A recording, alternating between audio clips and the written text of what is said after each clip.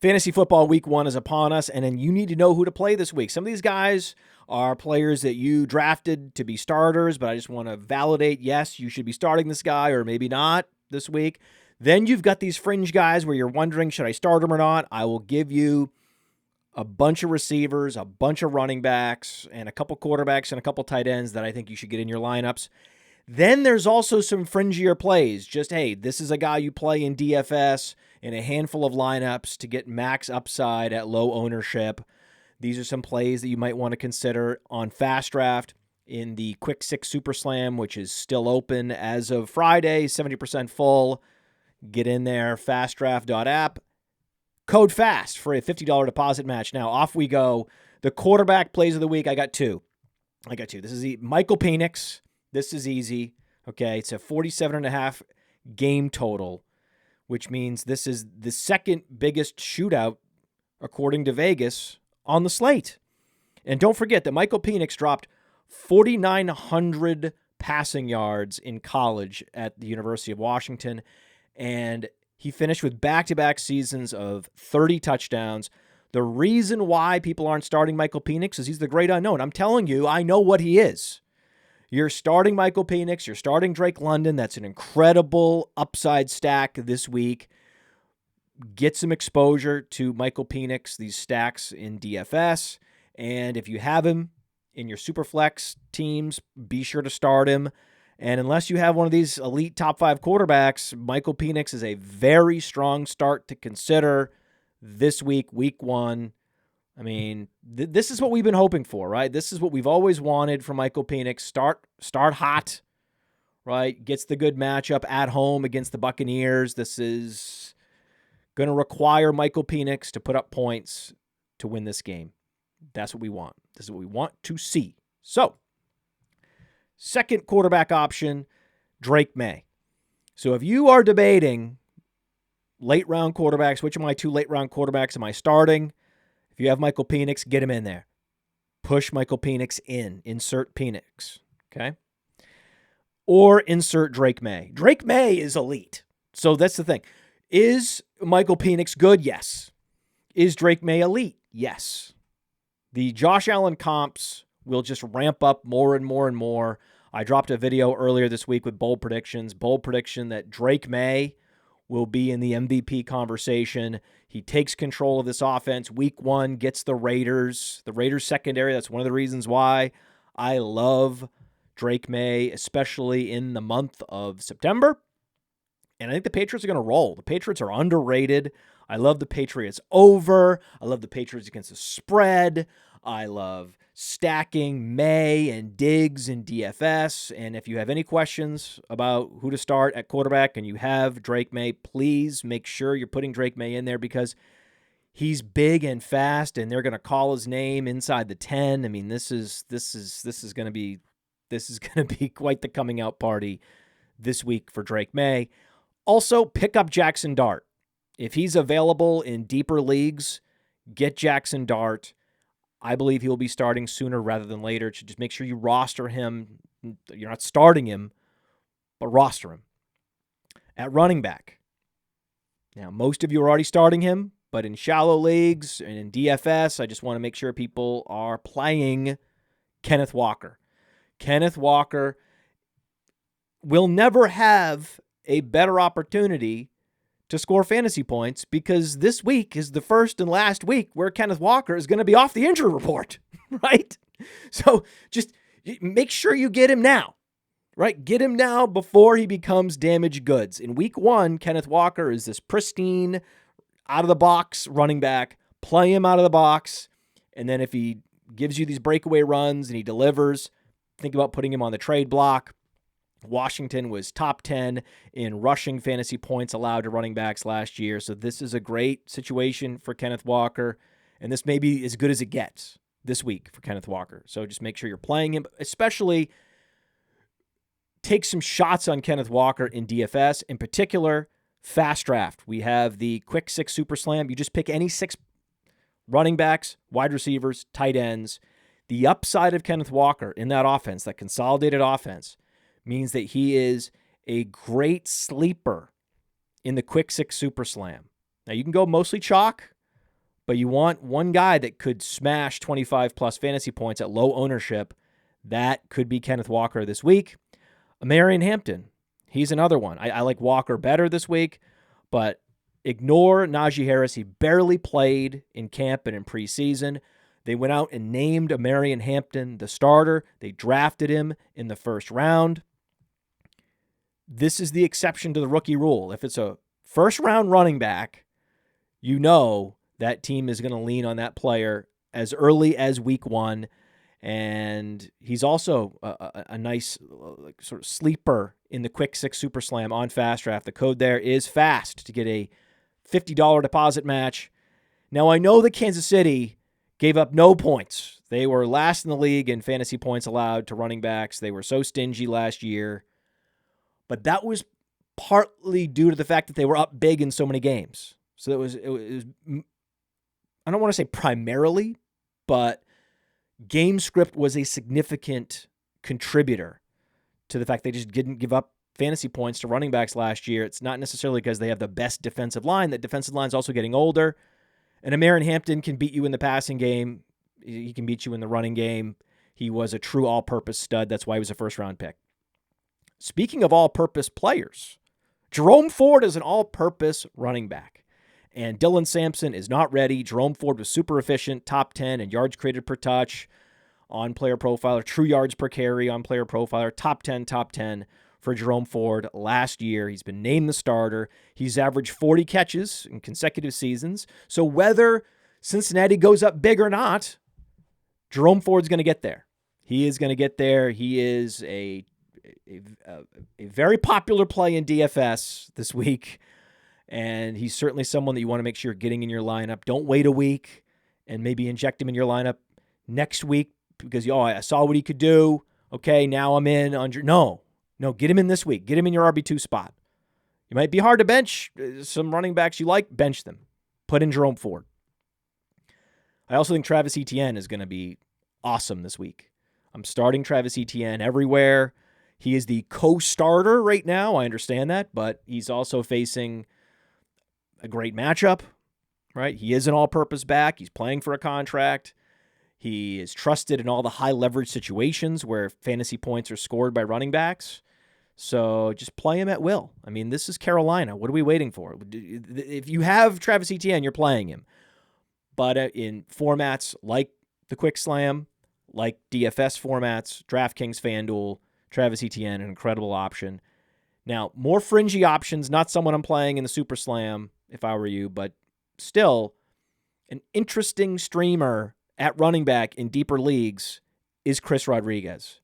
Because JCM, as it turns out, he's the number 4 running back on the depth chart. Will he be a game day inactive? We don't know. We'll see.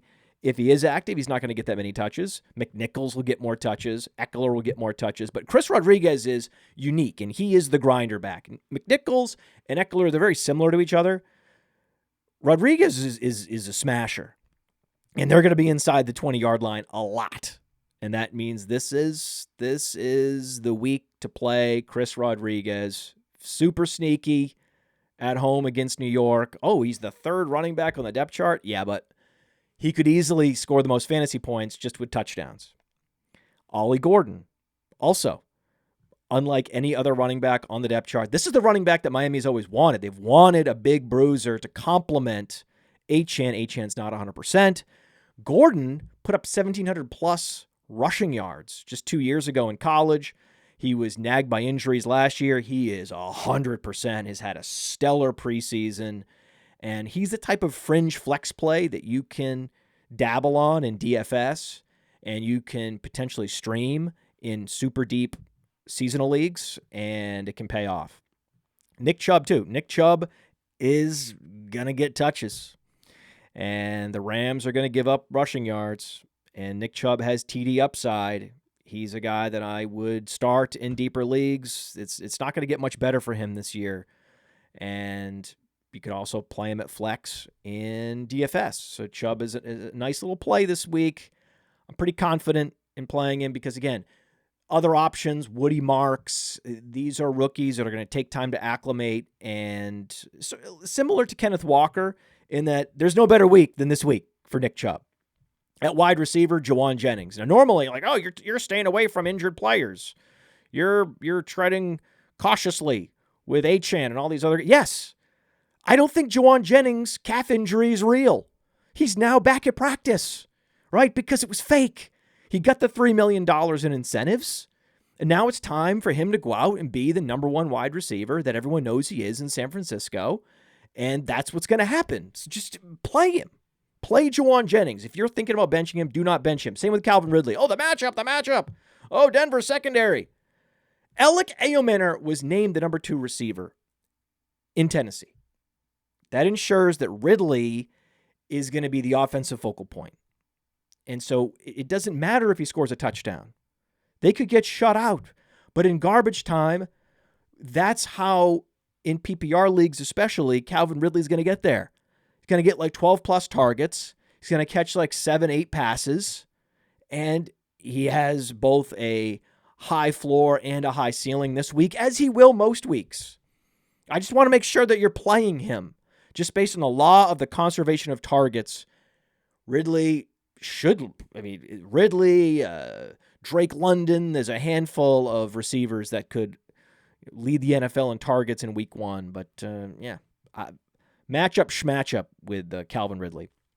Emeka Egbuka does have a great matchup, right? Egbuka's playing Atlanta. This is great. Now, again, most rookies should be afforded patience, especially those not drafted in the first round. Now, if you're drafted in the first round, like Hampton, like Egbuka, there's some exceptions that can be made. Egbuka's in a situation where he was a go-to guy throughout camp. He was a go-to guy at a major conference school at Ohio State. There's no need to acclimate for Egbuka. It's going to be game on, starting with confidence in all your leagues. Same thing with Matthew Golden, right? Matthew Golden, he's another one. He's a first rounder. He's the number 1. There's all these injuries in Green Bay, and it's all falling on Golden. And he is very much playable as a sleeper, even in the Quick 6 Super Slam, where you're picking the top 6 scorers for this week at the flex position. That's what the Super Slam is.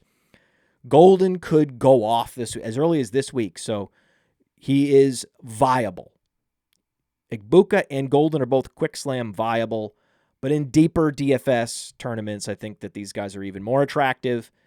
And again, if you're deciding between 2 receivers, Egbuka and Golden should be started in most situations. Don't be shy just because they're rookies. Keon Coleman, game on, right? I know the groin injury is a mild concern. It is. But it's not the same type of concern that Khalil Shakir's high ankle sprain is. Khalil Shakir's performance will suffer because of the high ankle sprain. But the moon and the stars are aligning for Keon Coleman. I mean, this is the receiver who is poised for a week 1 breakout against the Ravens. That is the shootout on the slate. The Ravens secondary is their one signature weakness. And Coleman was lights out throughout preseason and Hard Knocks. You saw it. And Josh Allen has to throw to someone. He's going to throw to Kincaid, sure. He's going to throw to some Josh Palmer, yeah. But it's going to be Keon Coleman. I'm excited for him. It's going to be a big breakout. He is playable in the Quick 6 Super Slam. But I mean, just make sure you have more exposure to Keon Coleman in the field in DFS and start him in seasonal leagues for sure. Marvin Mims, I mean, this is setting up for Marvin Mims. When you saw this on the schedule, Marvin Mims against Tennessee, he was the camp hero. He's going to be this year's Darnell Mooney. It's going to be spike weeks galore this year for Marvin Mims. And why not? Why not this week? Bo Nix is ascending, and everything's lining up for Marvin Mims. It's going to be fantastic. Josh Downs, too. Josh Downs was cleared. He's all systems go. He's going to melt faces as Daniel Jones' go-to receiver this week against a vulnerable Miami defense. I mean, start him in all formats.